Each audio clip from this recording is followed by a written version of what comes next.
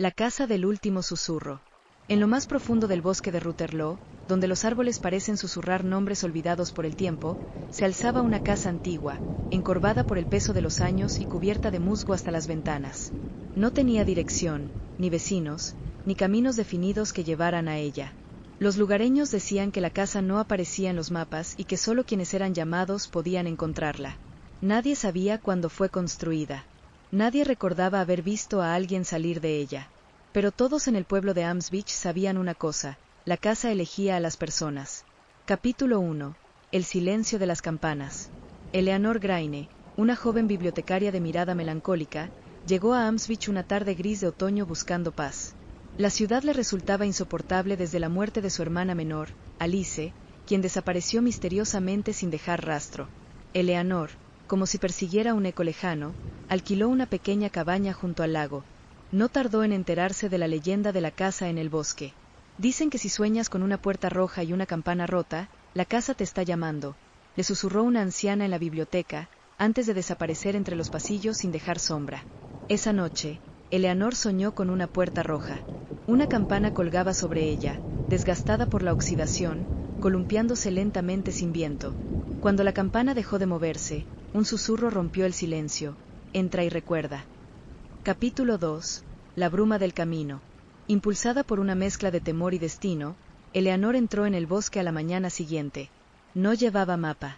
No hizo preguntas. Solo caminó. La niebla era espesa y cada paso parecía arrastrar segundos de su vida.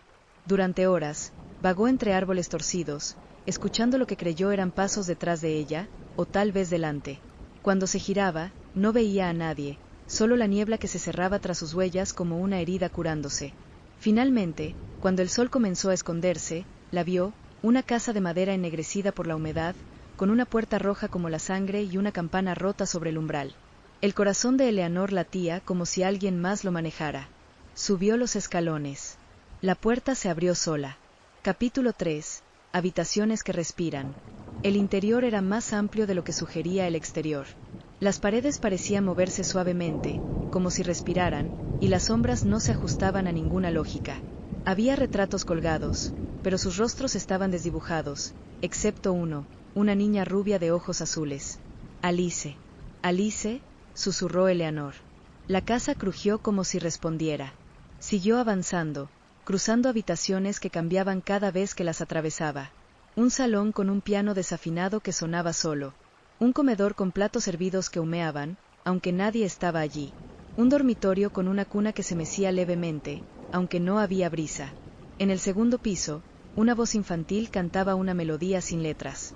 Eleanor la siguió hasta una puerta sellada con símbolos que no podía comprender. No abras esa puerta, dijo una voz detrás de ella. Un hombre anciano, pálido como un cadáver, estaba de pie en el pasillo. Vestía ropa vieja, con el polvo de años sobre los hombros. ¿Quién eres? Uno más de los que oyeron el susurro. Uno más de los que se quedaron. ¿Dónde está mi hermana? El anciano bajó la mirada. Algunos recuerdos no se buscan, se entierran. Capítulo 4. El diario de los perdidos. Eleanor encontró un diario en una de las habitaciones.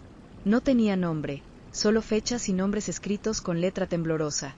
Cada página relataba cómo alguien llegó a la casa, por qué fue llamado, y cómo se perdió. En la última página reconoció la letra de Alice. Eleanor, si alguna vez encuentras esta casa, no entres a la habitación sin nombre.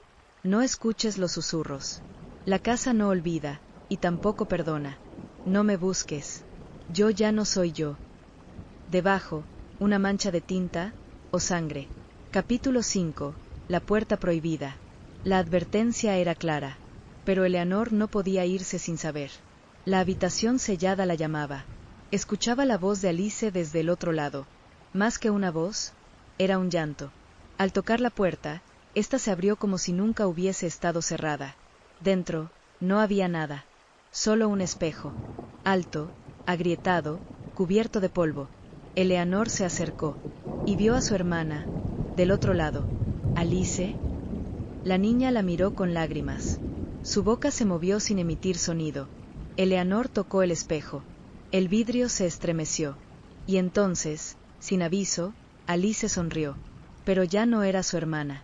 Sus ojos eran negros, como pozos sin fondo. El espejo explotó en silencio. Capítulo 6. Lo que viene con el susurro. Desde ese instante, Eleanor dejó de ser quien era. La casa ya no la dejaba salir. El bosque se cerró. La niebla no tenía fin. No dormía. No comía. Solo caminaba por los pasillos eternos. Escuchaba voces, muchas voces, las de los que habían estado allí antes. Cada noche, frente a la cuna vacía, alguien cantaba. A veces, Eleanor. A veces, la voz de Alice. Otras veces, voces nuevas, como si la casa se siguiera alimentando de los recuerdos. Capítulo final, el niño y el eco. Thomas era un niño curioso, de esos que hacen demasiadas preguntas y miran fijamente a las sombras como si pudieran entenderlas. Su madre, Elena, lo había traído al pueblo de Amsbich buscando tranquilidad tras un divorcio complicado. Alquiló una casa cerca del lago, la misma que antaño ocupó Eleanor Graine, aunque ya nadie recordaba su nombre. O quizás, más exactamente, nadie quería recordarlo. Apenas llegaron, Thomas comenzó a notar cosas. Primero, fueron los susurros en las noches. No palabras. Solo un murmullo, como si alguien hablara muy cerca de su oído cuando estaba a punto de quedarse dormido. Su madre, agotada, no le dio importancia. Dijo que era solo el viento entre los árboles. Después, vino el sueño. Siempre el mismo. Un sendero de tierra envuelto en niebla. Árboles que se movían como si respiraran. Una puerta roja que colgaba del marco de una casa negra como la ceniza. Y encima, una campana rota que nunca sonaba. En el sueño, Thomas no sentía miedo. Solo una profunda sensación de volver a casa. Una noche, no pudo más. Se levantó en silencio y salió al bosque. La niebla lo abrazó como a un hijo perdido. Caminó sin dirección, pero cada paso parecía correcto. Los árboles se abrían para él. Los sonidos del bosque callaban a su paso. Y después de lo que parecieron horas, o quizás solo minutos, la casa apareció. Era igual a la de su sueño. Vieja, retorcida, silenciosa. La puerta roja se abrió sola al acercarse. Thomas cruzó el umbral sin vacilar. Dentro, el aire era denso. El polvo flotaba en haces de luz que no tenían fuente. Las paredes estaban cubiertas de retratos desdibujados, excepto uno, que mostraba a una mujer de ojos profundos y cabello oscuro. Thomas no la conocía, pero su imagen lo llenó de tristeza.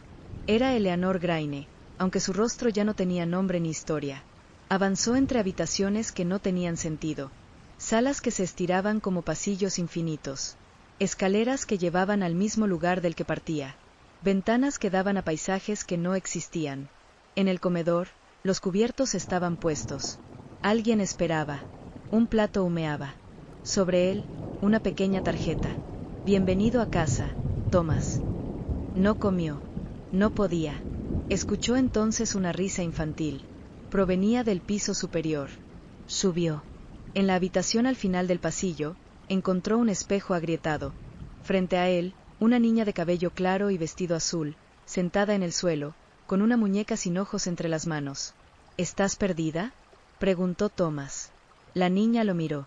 Sonrió. Y negó con la cabeza. No. Estoy esperando. ¿Esperando a quién? A ti. El corazón de Thomas dio un vuelco. No de miedo. De certeza.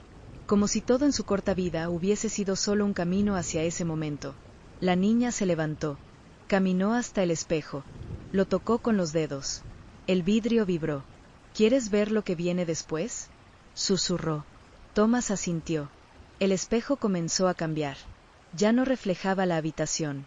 Mostraba un mundo de sombras líquidas, de voces flotando, de recuerdos colgados como cuadros sin rostros. Y en medio de todo eso, la casa, multiplicada, reflejada infinitamente en todas las direcciones. Todos los que escuchan el susurro vienen aquí, dijo la niña. Y cuando se van, algo de ellos se queda. ¿Yo también me quedaré? La niña se encogió de hombros. Eso depende de si te olvidas, o si recuerdas. El espejo empezó a agrietarse aún más. A través de sus fracturas, Thomas vio un lugar conocido, su cuarto, su cama, su madre durmiendo al otro lado del pasillo.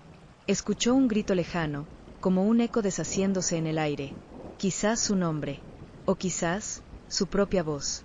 Y entonces, el espejo estalló. Epílogo, las casas que el mapa no muestra. Elena despertó sobresaltada. La puerta del cuarto de Thomas estaba abierta. Corrió por la casa, buscándolo entre las sombras. Llamó a la policía. Buscaron durante días. El bosque fue rastreado por equipos con perros. Pero nadie encontró huellas, ni rastros, ni señales. Nadie, excepto un viejo leñador que dijo haber visto a un niño entrando al bosque la noche anterior. Cuando le preguntaron por qué no lo detuvo, simplemente dijo: cuando la casa llama, nadie puede detenerlos.